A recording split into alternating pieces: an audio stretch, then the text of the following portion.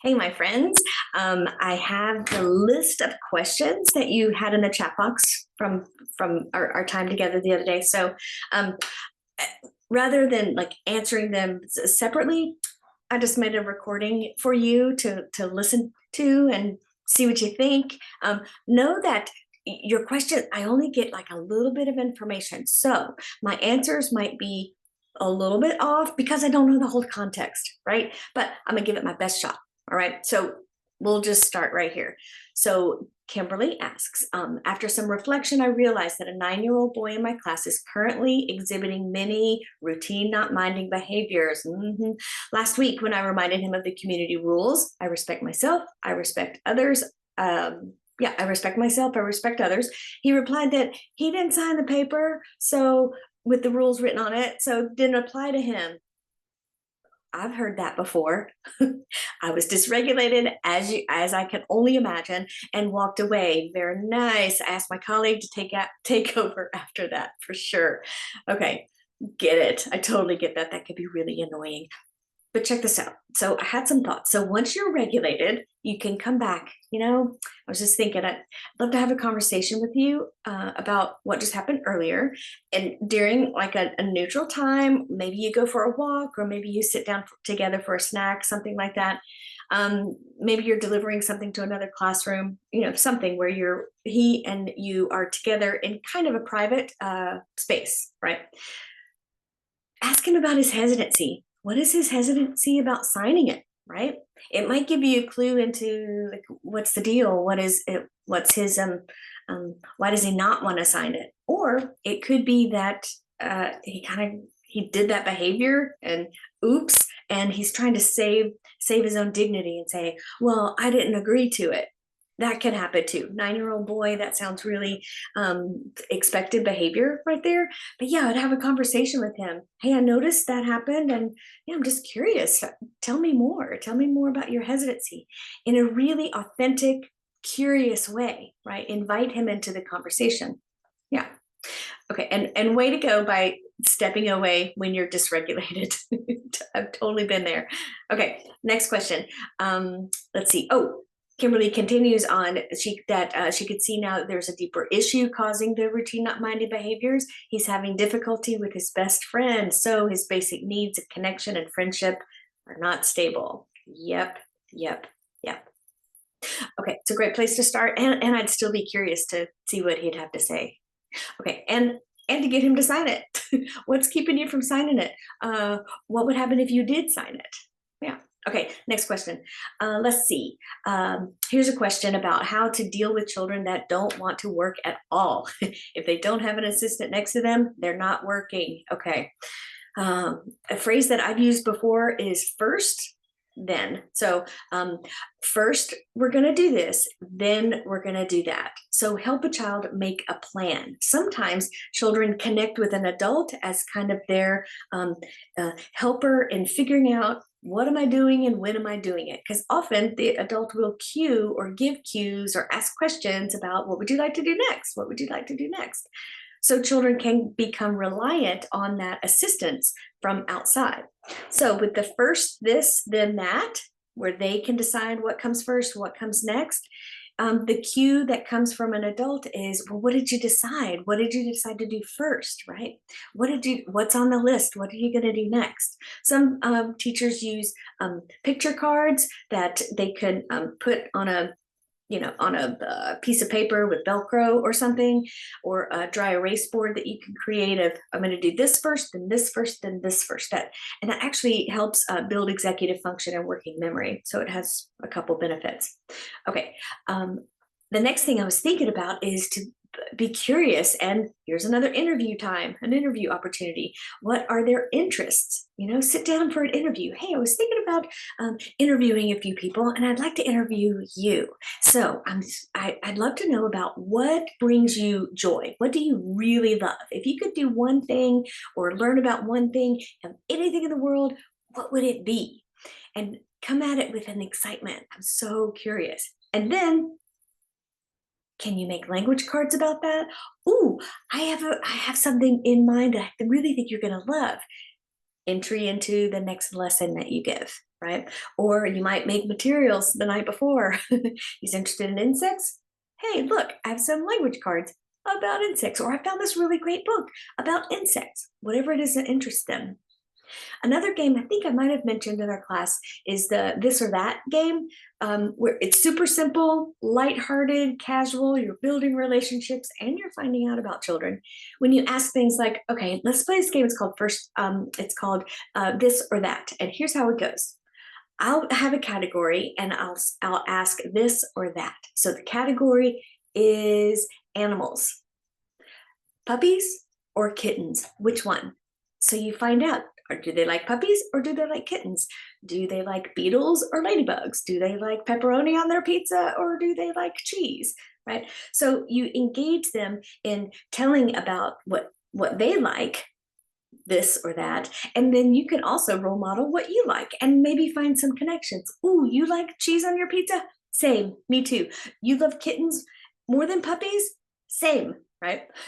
So you can use that to build connection between you and the child. And if you do it with a small group, it builds kind of a rapport with many children. Like, oh, most people like puppies, but we have two kitten lovers over here. Ah, isn't that cool? Next category, and just kind of keep it going like that. Each, as the children are ready, as they get older, they can choose the category too. So ask Emma, okay, Emma, it's your turn. And they might say purple or pink, or they might have another category in mind. That's always a fun one. Let's see. Next question is, can the teacher decide that a child needs the recovery space? Yes. And another person asked, is it recommendable or not to guide a child to the recovery space during circle time, as the other children will see it? And so it would be something that is interesting to see, I'm sure, and becoming less effective. That's the concern, that it might become less effective. Well, this is a really great question.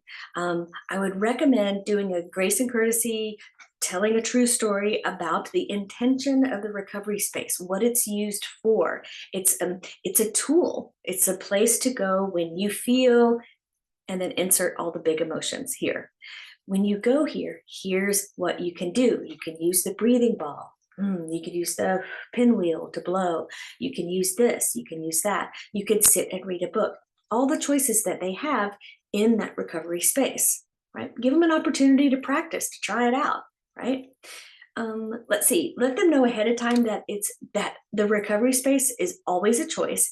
And sometimes the teacher makes a choice for you. And that's part of my job, to help keep you safe and keep everybody else safe. So sometimes it might be that I see a child will really feel so much better after they've had some time in the recovery space. So I might help you into the recovery space when that happens. So you give a choice. Either they choose to go, or they put their heels in and they don't go. That's when you could say, either you can decide or I'll decide. I can decide for you. Calm and regulated, right? No shame, no calm and regulated, matter of fact. You could do it, or I can help, right? I'm not going to do it. So that's when you step in and say, okay, I'll help you. I'm going to pick you up. I'm going to scoot you. I'm going to use my spatula hands. And we're going this way. Firm, clear, confident. That's what you want to bring out in those moments. Other children, yes, they're going to see that too. They'll get the message that when they are having a hard time or falling apart, they could choose that recovery space, or my teacher will help me. When I'm overwhelmed, I don't know what to do, I'm stuck and I can't make that choice, or I'm so upset, I just am digging in.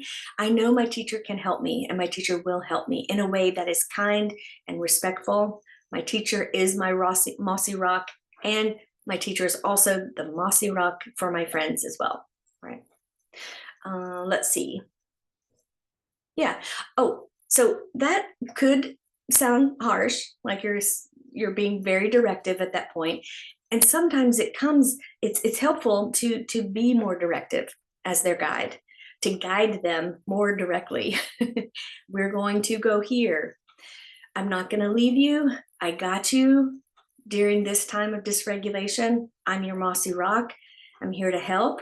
I will keep you safe. I'll keep others safe. So that's the main overall message that you're giving verbally or non-verbally. Because remember, when they're dysregulated, words aren't going to land, right? So the nonverbal, the fewest words possible, that's your key right there. Okay, let's see. And then increase connection at neutral times. When that settles, note to self, connect at neutral times a lot that day and the next day. Okay, let's see. Okay, the next one is about aggressive behavior, right? What does acting the first time mean? Okay, great. So what is to be done? If a child has bitten for the first time, do we talk? Do we ask what happened? Yeah, this makes me remind me again of what we just talked about. The fewer words, the better. When a child bites or has aggressive behavior, and remember, aggressive behavior is a behavior that is intending to hurt another person.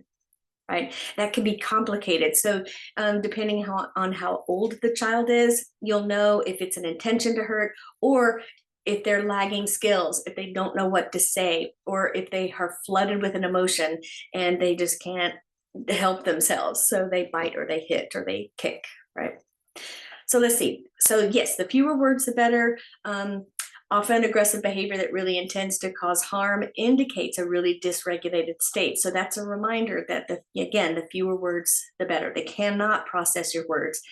Bless them. They're trying the best to do the best that they can do.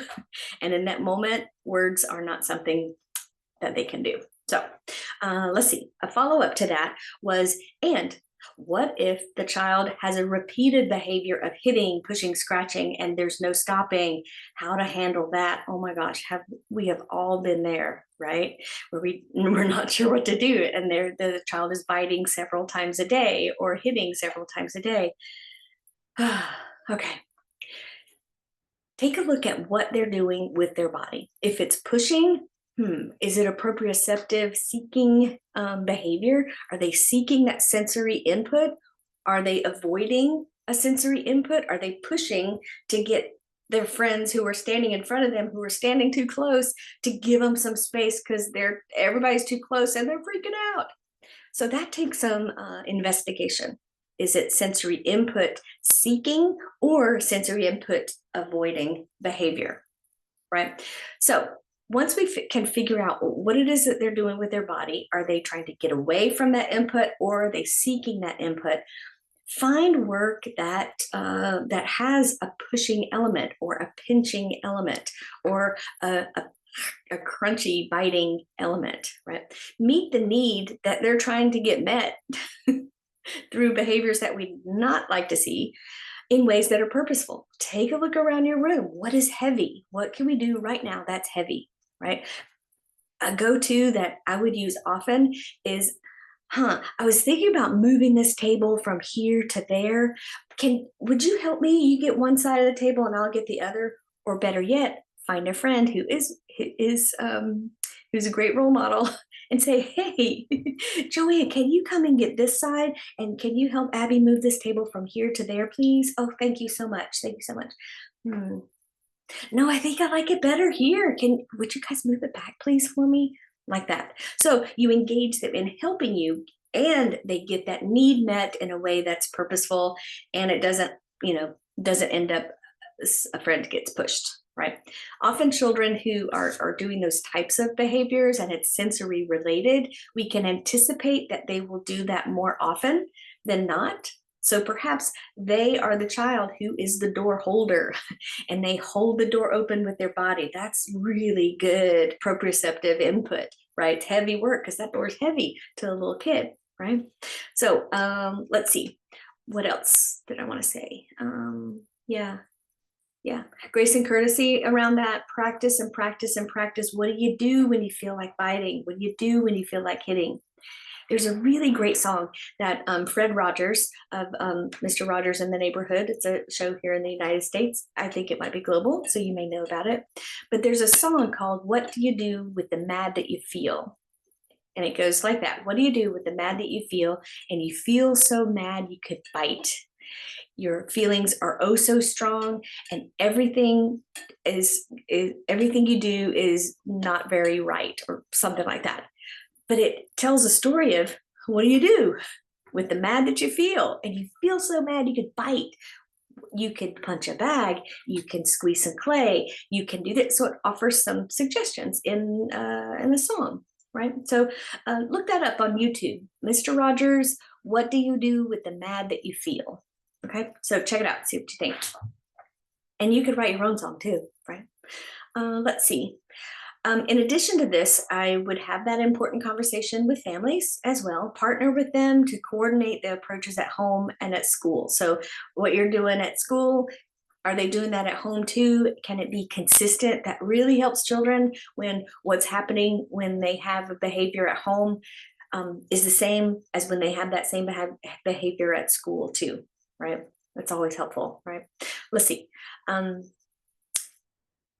also, during a neutral time or a time when they're regulated, you can have that conversation where you validate that feeling, right? It's human to have big feelings, and it's human to have lots of feelings. It's human to feel like you want to bite and you want to hit, but there are things that you can do to keep yourself and others safe. Remind that those big feelings do pass. And maybe you tell a story about a time when you felt so mad you wanted to bite or you wanted to hit. And what did you do? You didn't think that that big feeling was going to pass.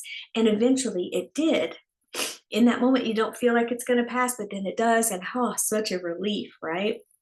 So you could either tell a story about yourself, or you could say, I once knew there was a kid in my classroom last year or a few years ago, or I was just thinking about a child who, and then tell the story that way, right?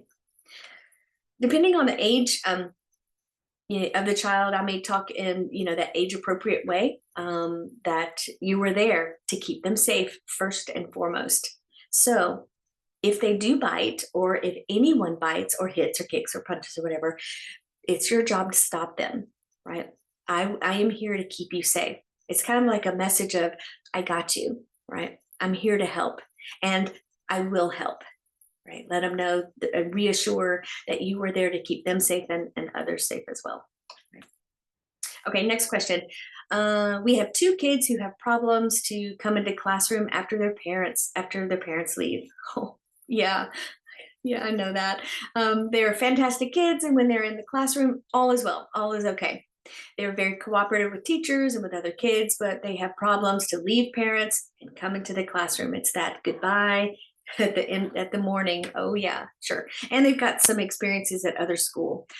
She shares. They've tried to, invite them in. It's not working. The smallest boy asked parents to be all the time near the entrance, but the girls are not coming inside, and parents don't have time to wait when they say, don't time to wait until the child says that she's ready to go in. This one's really hard.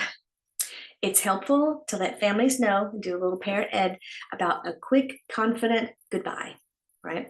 Maybe you practice ahead of time, right? I knew a teacher once, and we were anticipating that the goodbye was going to be difficult. It was the child's very first time coming to a program without mom and dad. Other children who've had issues or have developed patterns from other programs. If you know what that pattern is, you can meet it head on and help them gain that skill as early as possible, right? Okay, so quick, confident goodbye. Forecast what is going to happen. So families can forecast, this is going to happen. We're going to get in the car and we'll drive to the school, and then we'll park, or then we'll be in the drop-off line. Whatever the process is, the family member can tell that as a story of, this is what's going to happen. So the child knows, right? Okay, I can know that this is the process that I can expect. I may feel big feelings even just thinking about it, but it's okay. It's okay. Big feelings are all right. I'm here. I got you. That's the main overall message, right? You're making a plan beforehand. Maybe that involves a child. Would you like to get out of the car on this side or this side? Would you like to hold this hand or this hand? So you're giving some choices, not too many. If they're overwhelmed with big feelings, asking to make a choice might be another burden that we place on children who, in a dysregulated state or a very highly emotionally charged state, making another choice would just be like, please, no, don't ask me to even make that decision now. Please help me by making a decision for me, right? Okay, so let's see. We want to validate the feeling and remind them that they're safe and that that sad feeling is human and it will pass. You are going to be there, and you'll be there with them through that big emotion. Mossy rock, right? I don't recommend distracting them by, oh, come on, let's go feed the fish, and then parents sneak off and leave. I don't recommend that because it sends a message to the child that you kind of tricked them, right? And it kind of it chips away at their ability to trust you, right? So I don't recommend distracting or have families sneak or slither away. No. And that can set you back several steps because what you're doing is developing trust, and you're helping a child feel that they can move through this transition and trust that you're there, and their family, their other important adults are there to help them in that transition. And the adults are quick and confident, and you got this, and they go, right, with as much confidence as they can muster. That could be a hard conversation to have with families who tend to linger, right? They're staying outside and they keep peeking in, and their child sees them again, right? And it just escalates. You've been there, right? So yeah, quick, confident goodbye.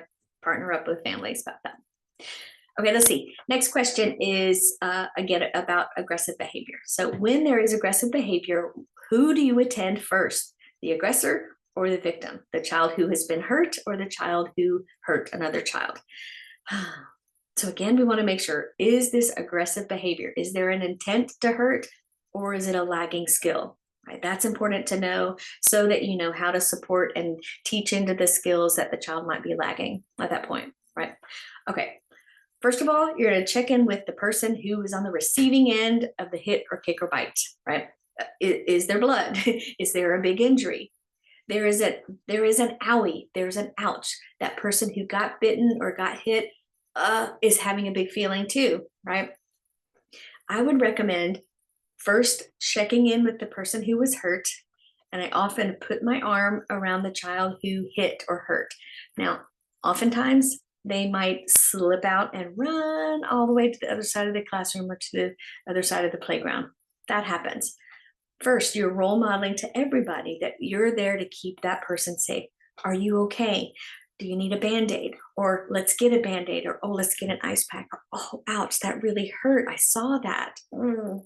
Right? So you're making that connection with that child first, right? That allows some time to pass, and the child who hit or kicked or bit has some time to regulate, right? So the endorphins and all those hormones that are highly activating begin to settle. They're away from the situation that caused that behavior in the first place, right? And you can go to them next. I would be mindful what your body and your facial expression are when you turn to that child. So it's so easy to turn to the child like this. They immediately know that they're in trouble. Okay, so we're going to be calm, confident, kind. Something's up with that child to cause that behavior. So let's give some grace here, right? And clarity that, I'm here to keep you safe. I won't let you hit. I'm here to keep you safe, right? So you're going to role model that compassion, tend to that victim first, then to the person who was aggressive. That allows some time to pass for regulation to set in and to commence, right? And then a calm, confident reminder that, oh, you hit your friend. I saw that. You seem so upset, right? Let's take a deep breath. Would you like to hold my hands? So help them regulate by co-regulating with them, right? That conversation's not over, right? This isn't one that you just drop and you don't talk about it again, right? When they're regulated, circle back. Your friend was really sad or was really hurt, or that hurt her arm. Yeah. Do you have an idea of what we could do? Pause. Allow that child to have some time to think. Oftentimes, when I've done something like that, the child has an idea immediately. I could draw them a picture. I can make them a flower arrangement. I can give them some snack. I could give them a hug. Yeah, those are, yeah, let's try those ideas. Now, and you're coming in as their coach here. Get them ready for if that child does not want anything to do with them. All right, now your friend might be okay with a hug and they might say no. So if that happens, what can you say? So you're helping them, setting them up with what to do with the different kinds of reactions or responses that might happen, right? She said she didn't want to hug, maybe later. All right. You can come stand by me, or you can choose some work, or you can sit on that rug. Give them some place and something that they could do following that, right? Hope that answered. Okay, let's see.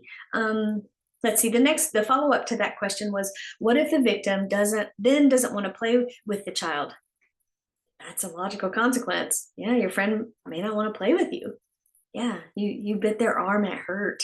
It's going to take some time. Maybe later, maybe tomorrow. And let the consequence happen, right? That sounds harsh, doesn't it? But wow, that child will learn. When I bite my friends, they won't want to play with me. I'm going to practice my new skill that my teacher has taught me. So yeah, everybody wants to play together, right? Okay, let's see. What's next? There are instances when a child unknowingly, okay, it's hard to say this. There's an instance, silly me. Okay, there are instances when a child unknowingly lies about a situation. How to approach that? Okay, yeah. Suppose I'm a parent and the child comes home and tells me that somebody bit him with a story built up around it. Okay, so being a parent, I don't know what's right because you weren't there. Okay, that's cool. But as a parent, you believe that, right? What a parent should do, what should a parent do if this was actually the scene? Okay, one, absolutely we want to believe our child, because whether they have made up that story, it is on its way to becoming their reality of what really happened, right? Even though we know maybe that I can't imagine that happening, right? In that moment we go, oh wow, that sounds intense, or wow, that sounds hard, right? So we validate their feelings. You look so upset, you seem really sad or mad or whatever. So we're naming what it is that we see the child's response to be, not the details of the story, right? It's important for the parent or the teacher to reach back to the parent, or the parent to the teacher, to address that at school. Hey, I wanted to let you know, my child told me about this that happened on the playground or in the classroom yesterday. Wanted to give you a heads up, or if you had any insight, or if you saw anything that we could work together to help my child, work through this situation, whether it's completely fiction or it's completely true. Partly true, partly fiction, right? Now, it's typically developmentally typically expected for older children to experiment with truth and fiction, and like us, like humans, adults, we tend to fill in the blanks. If we don't know the whole story, we put other pieces in to make it make sense, right? So children are experimenting with that as well, right? They're trying to figure out the world and have things have meaning, like social interactions and being human, right? They're trying their best to figure out how to do that, right? And sometimes that means that I'm inserting fiction into how I understand the world. So untangling that can be really tricky, right? I would follow up with some grace and courtesy about the importance of truthfulness and honesty. And sometimes you may know parts of the story and sometimes you don't. I'd be curious to hear any of you teachers, especially your elementary and adolescent teachers. I wonder what you would do as a social story or a conversation with your community about the idea that we insert fiction when we don't know. Like, we make up stories to make sense of things, and sometimes we believe them. We believe ourselves when that might not actually be the case. I'd be curious to hear what our older students would say about that. If you have that conversation, Please let me know. I'd be so curious to hear. Yeah. Let's see. The next question. How would you deal with a child who laughs and runs away after they hurt a child or teases them by taking their belongings and throwing them away and simply fails to show any empathy towards others? And this behavior is a repeated occurrence. We've all been there, right? And this is a really big question and a tough question, a tough situation to address. So I'm going to do my best here with only knowing a little bit of the situation. So just with that caveat, here are some thoughts. I would be curious about, is that behavior a bid for connection, right? Are they trying to have that friend play with them? Or is there some envy or jealousy because their friend is playing with another friend, right? Are they, grabbing something and running away and laughing? Well, since this child is laughing, is that laughter from this is a fun game that I think we're both playing together? Or is it laughter because I'm feeling really anxious and I'm trying really hard to make a bid for a connection and it's not really working and I laugh and run away? So those are two reasons behind laughter. Is it anxiety, feeling unsure, or is it genuine joyful laughing, right? Let's see. It's and if they're trying to make that bid for connection, what they're doing is really awkward and unwelcome, right? So talking about grace and courtesy, it's my favorite thing. So how maybe a grace and courtesy about how to ask a friend to play if you think that it is a bid for connection, a bid for friendship that just is going sideways and it's just awkward and unwelcome, right? So teach them. Let's practice. How do you ask a friend to play? They might say yes, hooray, carry on. They might say no. Then what do? Maybe later, maybe tomorrow. I can play with somebody else. I can decide to wait my turn, right? All the choices that you can make when people say yes and when people say no. Let's see. Another grace and courtesy, or maybe a true story that you tell about reading the facial expressions of others. What does it mean when somebody has a facial expression that looks like this, or like this, or like this, right? You can have those kinds of conversations and maybe make it into a game with a small group of children. That kind of experience is particularly helpful for children who are neurodivergent and they're still learning. What does it mean when somebody's face is like this? What does it mean when they do this with their body? They're still learning that. So the practice and rehearsal, if you will, of when someone does this, that means stop. So let's practice, okay? You're walking toward me. When I put my hand up, you stop. Ready, set, go. They're walking. You stopped. Thank you. Now you know. Who else would like a turn, right? So you see where I'm going with that? Just kind of carry on with that. If this, then that is another phrase that is helpful in this situation. Let the child know that you notice a pattern, right? And when he does this will happen, right? I noticed that you took her art and threw it away, and her face looks really mad or confused or sad, whatever she looks like. Wonder what you could do to make it better. Again, you're inviting the child to come up with a solution on how to make things right again. Let's see. Oh, and then you can follow up with, would you like some ideas? Because they might not want any ideas. They might still want to think about it some more, especially our older elementary students and adolescents. They may not want any ideas from us. They want to come up with their own ideas. So allow some space and time for that to happen, right? Let's see. Yeah. Okay, let's see. What else? Let's see. Yeah, I'm thinking in that situation, consider what would be the logical consequence for that and decide along with the child what they can do to repair the friendship, right? If the child remains dysregulated at that point, then the child might need to glue to you for a bit, right? Sit by me, stand by me, hold my hand, hold my sweater, hold my apron.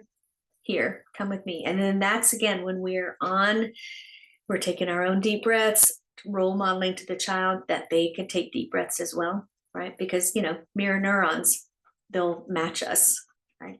We didn't even talk about mirror neurons. That's a topic we could talk about. Okay, last thing I want to say about this is about empathy. Empathy is a skill that emerges, right? It can be really awkward and unwelcome as children are figuring out how do my behaviors have an impact on others? What might that other person be feeling when I take their things away and throw them in the throw them in the garbage? That's a skill that emerges. So as children grow and mature, they'll be able to more clearly understand the impact of their action on others, right? It gets better with practice. So let him see you role model it, right? And name what it is that you're doing, right? Oh, I want to turn in that chair, but somebody's in it, so I'll have to wait. And the role model waiting, right? After you've named what is happening, what do you feel, what are your choices, what is your decision, and then let them see you carry through with your decision, right? Let's see, what else? Okay, yeah, this is a behavior, the empathy piece. This is a behavior that can take some time to adjust, right? So don't give up. Don't give up. And when you feel yourself becoming frustrated because they keep doing it, they keep doing it, they keep doing it, know that with every repeated circumstance where you come in to support and to be kind and respectful and clear, I'm not saying you let it happen, right? You certainly address it, but you address it in a way that's kind and clear and respectful. Remember, clear is kind, unclear is unkind, right? Okay, let's see. What's the next one? Okay, Sabina, you gave us a really hard question. You win at the hardest question. Okay, the question was, or the request was, please can you talk about order and discipline in a Montessori classroom while the children want to be in a group and enjoy playing with the materials with their friends? Okay, do we have a few hours to talk about this? No, I'm just kidding. This is a big one for sure. So my first, would have a lot of questions about this. First of all, how old is the child? Right, second plane children tend to, or children who are fast approaching second plane, are going to be much more interested in doing things in partners or small groups. Right, it's one of the indicators that they're ready to move into elementary. Right, their teeth fall out and they want to play with their friends. That lets us know. That's a clue. One of many, and I don't mean to oversimplify, but we can notice when children want to be with each other more, how can I balance that with what I know is really important for them to have that solo work where they could dive into their own work and their own independence and feel that satisfaction. We know that. We know the benefit of that, right? So with that in mind, I have more questions. Is the child that they want to be with a sibling or a really good family friend? They could be finding comfort in being with someone who's really familiar to them and or a relationship that's really important to them. So that could be the underlying cause behind that, connection with that friend, or what we might call clinginess to another friend or another person. It's even more tricky when one child wants to work independently and then they've got their little brother or a cousin who just won't leave them alone, right? Okay, so it might be that you think of some opportunities so they can build that independence muscle, right? Let's see. Share with them that you notice that they're really good friends, right? And it's important to choose work for yourself. So I wonder if you could choose this or that. Give some choices, right? Limit that burden for them, right? You want to do this or that, this or that, right? What are their choices? And you could both choose a solo work. So, okay, backing up. So you can offer, okay, I noticed that both of you love to work together. I know you have such a great time and you're smiling. I get that. It's so much fun. And in our classroom, there's time for partner work, group work, and solo work, right? Right. And they go, yeah. There, you got them, right? Okay, so I have a plan. I have an idea. This afternoon or starting now, you can choose one work to do as partners. Then you choose an individual work, a solo work. whatever you call it, and you do too. And then when you're both finished, you could choose a partner work again if you like, right? Remember, that person has to be finished with their solo work before you come and you decide together what you'd like to do as partners. So that's one idea where you kind of take where they, if they've grown accustomed to being like this, then you give them some opportunity to practice being apart and coming together, being apart and coming together. There's a Jungian phrase about that. Is it rapprochement? I don't know. Can't remember. Okay, never mind that. There's Amy. I'm going on a rabbit trail again. Okay, so back to this. Let's see. I have a confidence that when the child, especially if it's a younger child, and I'm thinking primary here, right? So if it's a younger child, they're going to feel that satisfaction of that solo work and developing that concentration, right? We, from our pedagogy, from our training and our teaching, we know that to be true, right? So, once they get that feeling, they probably are going to choose that more and more. Now, again, if they're second planing, then they're going to choose the partner work more and more and more. I think this is a great question for one of your Montessori trainers. So Madara or others who would like to contribute to to an answer to this question, please bring it on, bring it in. Okay, let's see. Oh, there are so many. This video is getting really long. Let's see, where were we? Aha. What are some tricks and tips to get out of our habitual reactions for the Montessori guide? Isn't that a lifelong process? For sure. Remember, we show up as teachers in the way that teachers showed up for us when we were kids. We parent and we show up for adults in whatever important adult way, in the way that other important adults showed up for us when we were kids, until we notice and decide we want to do something different. So I get from this question is that we're at a place that we want to do something different, those habits that might not be useful anymore. So check it out. It's so good to have your Square Squad here on this. So who are your people?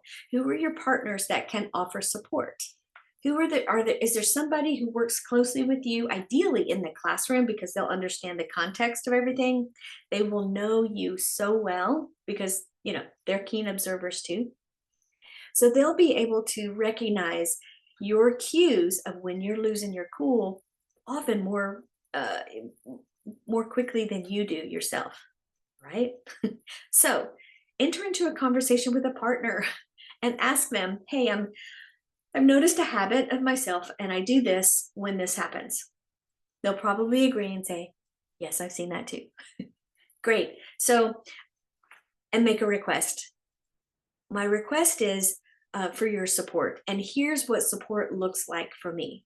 So clearly indicate to your person who you want to help you with this, what does support look like, right? So it could be when you're doing that thing that you've told your partner, if I'm doing that, then just stretch your arms up and I'll know, okay, pause, step back, regroup, carry on. It may be that you tell somebody that this is what support looks like. And in the moment when they do that, it may not work for you. Full permission to change your mind about what support looks like, right?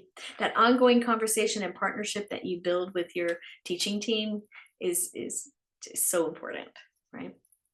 Yeah, it's important to remember our own humility too, right? Humility and a heart for accepting feedback is necessary for this work. Wouldn't you agree?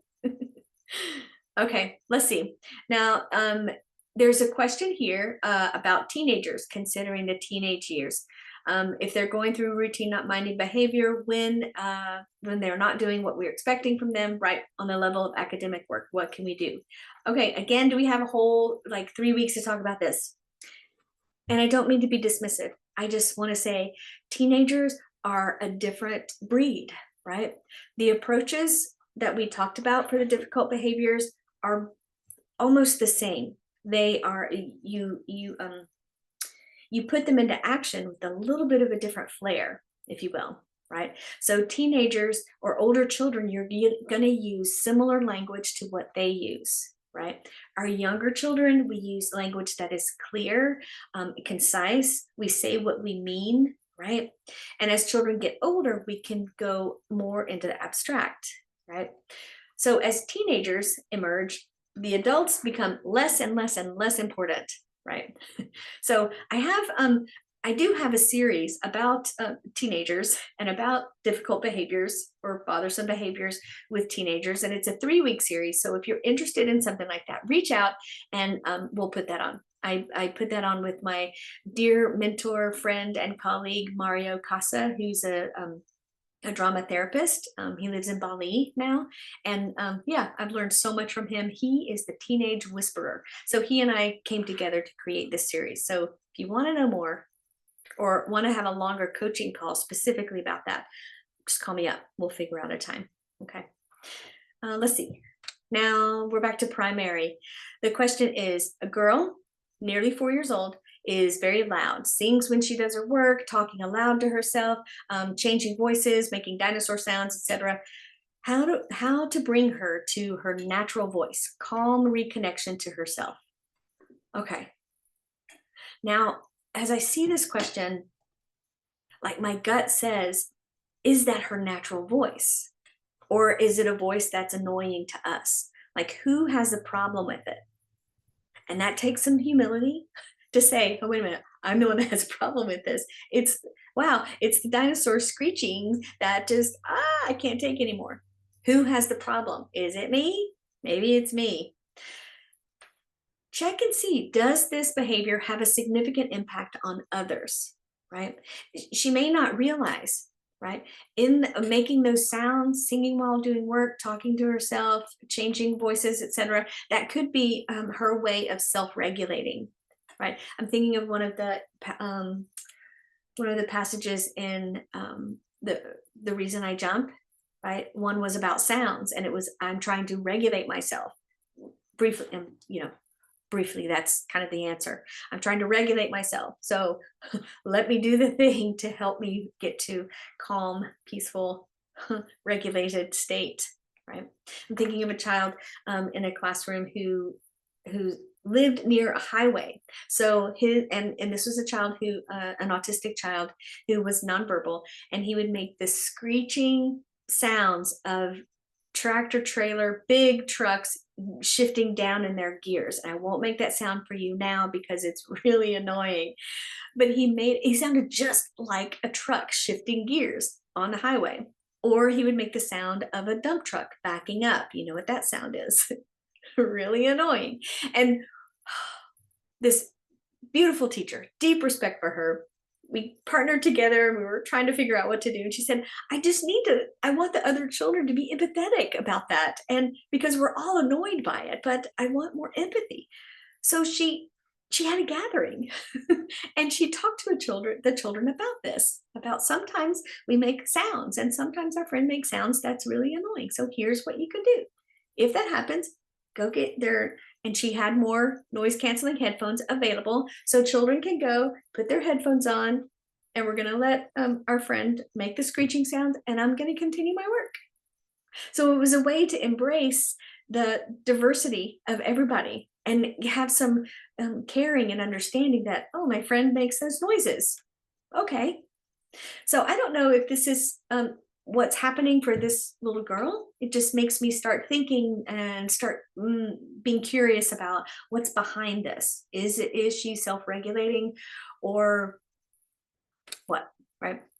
Okay. Let's see. Thank you for that question. Great question. Next one is, what social emotional children's books do you recommend? You mentioned that you can share you could share a story later on to how to teach grace and courtesy. That's in Padlet. The link to see how to write a social story, that's there for you.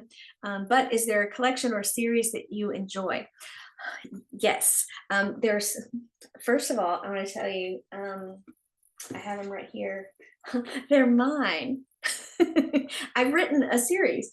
I found that I was sharing these social stories over and over and over again in classrooms, and I decided to go ahead and publish them and put them out into the world. So they're available.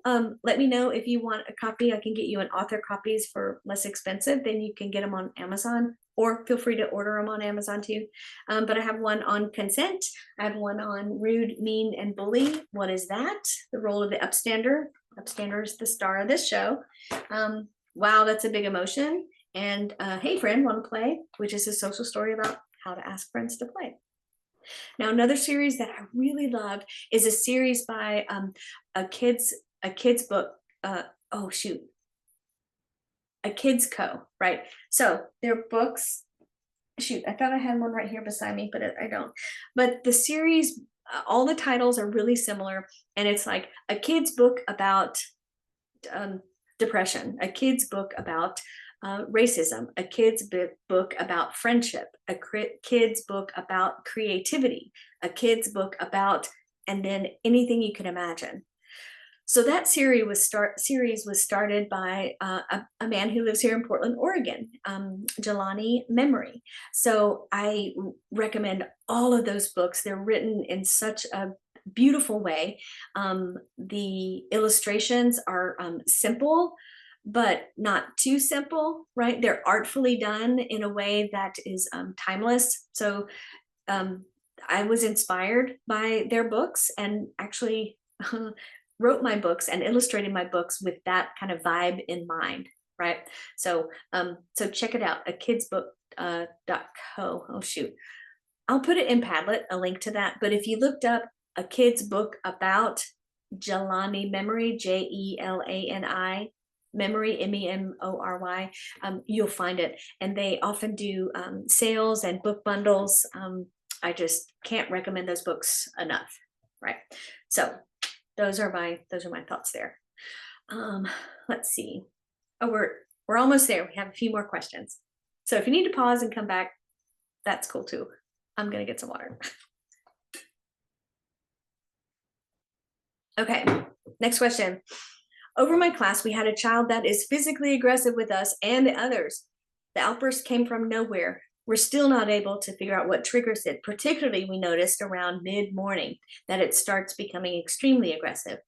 So it builds, interesting, without any response. He doesn't seem to calm down. He noticed, noticed he started to slowly calm when someone raises their voice. But this person goes on to say, which particularly I don't find helpful for the development of the child. Agreed. I'm with you on that one. Any advice on how to work or address this? And then goes on, the kid does not talk the same language that I teach. That last sentence gave me a aha, that could be a factor, right? It's true that outbursts rarely come from nowhere, out of nowhere. We can be surprised by them for sure, but we may be missing what are the precipitating factors that are happening before. Like, what does the child have to manage to maintain calm and regulation until they just can't take it anymore, right? They're still learning how to do that. So remember, outbursts rarely come from nowhere, right? I really appreciate that you're already looking for the activators for these aggressive behaviors. I question, is it really aggressive? Does the child understand the impact of their action on others and know and go ahead and do that with the intent to cause harm? Or is it a lagging skill? Is it an expectation that the adults have for that child outstrip the skills that the child has in that moment? Clearly he's dysregulated, right? So I wonder if it's a frustration around language, of not being able to understand what other people are saying or not being able to be understood by others. I can 100% understand and relate to that when you feel like I'm trying to communicate and it's just not getting through, or I know that person is trying to communicate with me and I don't get it. That can be really frustrating and isolating for that child. So I had some thoughts just around that. If we determine that might be the case, I wonder, I wonder about offering mini breaks throughout the morning to listen to music on headphones that don't have any words. So he's not having to process language, especially a language that's not his home language, like maybe nature sounds, right? Something that gives his mind and his ears a break from processing new language, and then come back and practice, because it sounds like maybe it's an immersion program, maybe, right? Or it's a child who has come from somewhere else and speaks a different language and is learning quickly, right? Let's see. I would recommend using fewer words, maybe add hand gestures to when you're, especially when he's dysregulated at that point. I'm wondering if you can learn phrases from his home language or their home language, right? Music or stories from his home language, so that there's something that sounds familiar until he becomes more proficient in the classroom language. Now, second language learning is not my area of expertise. There's a woman named Lucy who I have a lot of respect for, and she has a series that MEEP is putting on too. So look out and see if she's going to offer that again. I think she might be offering it again in the fall. I'm not sure, but check it out. That would be a good one to connect, a good person to connect with, and maybe a good series to connect with, especially if you have children who speak multiple languages in the classroom, or you're teaching a second language. Okay, there you go. Next, let's see. What other books would you recommend for understanding the neuroscience behind a child's behavior? Medical graduate here. Okay, go ahead then. Let's see. A few that I pulled in preparation for talking with you today is, well, several, right? So here's one, and I'm going to hold it up and then put it down really quickly, because I love it and I'm frustrated by it at the same time. Okay. So with that in mind, I recommend it. And I also recommend you to think as you read it, right? It's The Female Brain by Luann Brizendine. She has another book similar to this one called The Male Brain by Luann Brizendine. So there it is. You want to pause it and take a picture. Okay. Now I want to say, since this book came out, which was, several years ago. Okay. I used to know off the top of my head when it came in. 2006. So it's a little old, but, and we've learned a lot since then. Now, Luann Brizendine is a medical doctor steeped in research and data. I mean, you're going to totally geek out if you like numbers and research, right? You're going to dig it. And you like learning about hormones and the impact of hormones on the development of the brain, even in utero and as a person continues to grow. This will be your jam. However, there are some places where I think we can look at it differently as we learn and understand and dialogue more about gender expression in the classroom, right? Or gender fluidity, as our children are figuring out who they are and how they express themselves to the world. So the female brain and the male brain, in my opinion, don't address that like it could, right? So that's one place to start. Certainly not the only place, right? Another recommendation is The Anxious Generation. That's a book I would recommend. And it's, gosh, talk about being data driven. If you want numbers and pie charts, this is the book for you. Let's see, I'm going to pull this book up for you because I'm listening to it on audio. The Anxious Generation, How the Great Rewiring of Childhood is Causing an Epidemic of Mental Illness by Jonathan Haidt, Haidt. Yeah, it's intense to read. You see, and that's what it looks like. So that's what the cover looks like. Whoop, there you go. Whoop. Okay, so you got it there. This book is, whoa, making me think so hard. And the premise is how when there was an introduction of smartphones into the world and everybody and their cousin had an iPhone, we began to become more disconnected. We began to become more impatient. We began to show behaviors that weren't as prevalent as before. And the impact on younger children, we're seeing more and more. So now it's been some time and there's been some research done, and we're able to see the direct effects of the many hours spent on a screen, in gaming communities, or on social media, especially as children are getting older. So that one, check it out, see what you think. That kind of adds another, let's see, it addresses another question that another one of your colleagues shared, which was about gaming and screens. And the question goes, gaming and screens have made children very impatient and aggressive. You're going to love this book. Okay. How do we help them in the environment? Good question. Not sure of the full answer to that. But I wonder what would happen if you began the conversation in your community and had a conversation about limiting screen time for children at home or on the weekends.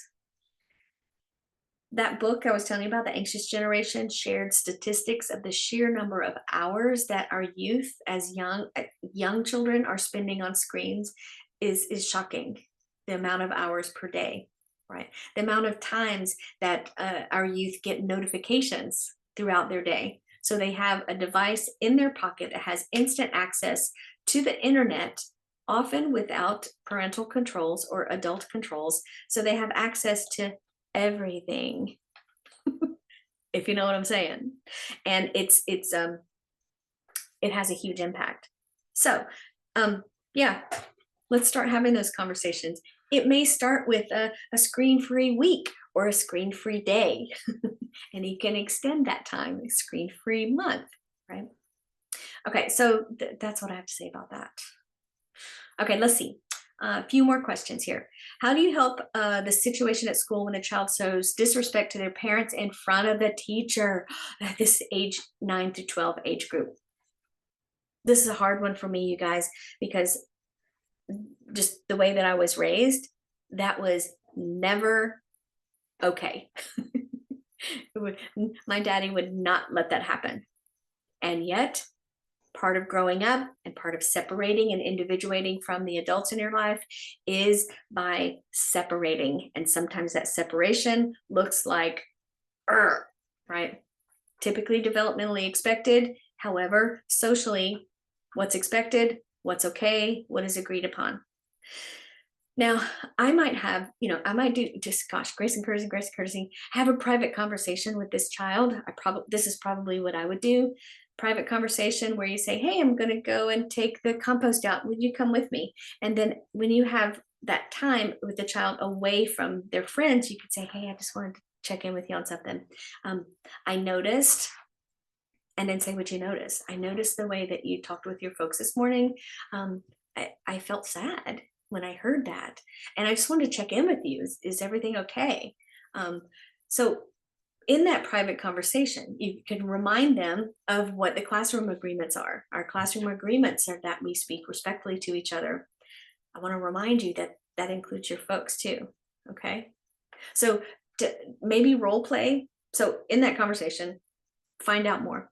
Maybe in a role play in a smaller group setting, or in some sort of, you're doing drama and you're doing a scene, then you can role play about what to say and how to speak when your parents are really annoying, right? What happens and what can you say? What can you say? What do you wish you could say? What do you really want to say? And then what is the kind thing? What is the respectful thing? What is the most effective thing to say? So you can practice and kind of guide that conversation. And a conversation with the family might be helpful and might be in order, right? Did they even notice, right? You can tell maybe from their facial expressions, I don't know, but ask them, did they notice? You noticed. What does support look like? How can I support you? In our classroom, our agreements are respect yourself, respect the community, respect whatever they are, right? And so it may be an opportunity for parent ed and parent support, because they may not know what to do. And then another thing to remember is they may be completely okay with it, and it's their decision as their child's most important adult in the world to choose to guide their child as they wish. So you may not be in agreement with it. However, in the classroom, that's where you can help, right? And you can help them understand the impact of their words and their action on others, which include their folks, their families. And hopefully that can radiate, right? Hope so. Let's see. Oh, this is about two boys in a 3 to 6 classroom always want to do something together. They start to bother others and eventually begin hurting each other and making fun of each other. I'm thinking wolf play gone wrong, right? Is it good to let them work together? That's so hard because are they second planning? Are they good friends? Are they cousins? Are they, are their families really close friends? My gut says that I would limit that time together, and kind of going back to my idea earlier about you can do something together and then solo and then together and solo, right? That might be an idea.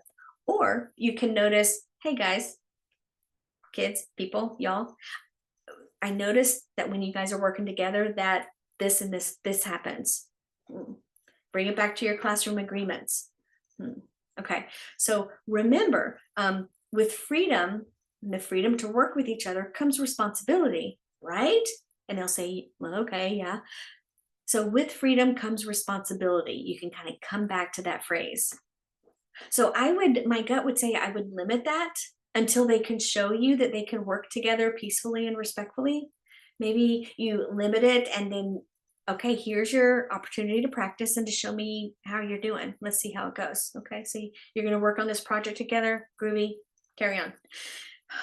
Or you're going to do this project together, or you're going to carry this map together, whatever it is, let's see how it goes. Maybe even before that, you practice, right? You practice carrying a table respectfully together. Ah, you guys are working so respectfully together. Okay. Would you like to choose something to do together, right? First something together or something solo, then something together, solo together, right? I'd be curious to hear what your trainer would say about this too. I'm sure the folks that gave you your initial Montessori training might have some ideas about that as well, right? Let's see. Yeah. And the other question that relates to kind of the answer that I gave just now is someone shared, I have 2 children who are frequently disturbing others. I hear them planning what they're going to do next and they encourage each other. I'm laughing because I'm wondering, like, what are they encouraging each other to do? Okay. Their concentration curves are the same every day that they're together. It's very low. Is separating an option? Yes, absolutely. With freedom comes responsibility. When you show me that you can work together peacefully and respectfully, carry on. That balanced with that solo work and that satisfaction of diving into that deep concentration in what you're interested in and the work that really fuels and feeds you, that's a really important piece of the primary classroom experience. So there's a balance to it. How old are they? Are they second planning? Are they ready to do more of that work together? Have they had the experience of that solo work? Yes, no, then offer more of those experiences. Okay, that's all of them, everybody. I've been talking for, oh my gosh, a long time. So thank you for your patience. I hope this has been helpful. Please know that these are not the definitive answers. This is just me with this much information, giving ideas as best as I know how. So thank you for joining us for the whole cohort and for being engaged learners and for continuing to ask questions. You know how to reach out to me, amywilliamsacademy@gmail.com. Feel free to reach out if you wanted to schedule like a straight up full on coaching conversation, a coaching call, we can do that. Or any training for your bigger teams that you may need. I'm down for that. Happy to help. All right. So until next time, I hope you have a beautiful day, afternoon, morning, and yeah, we'll see you soon.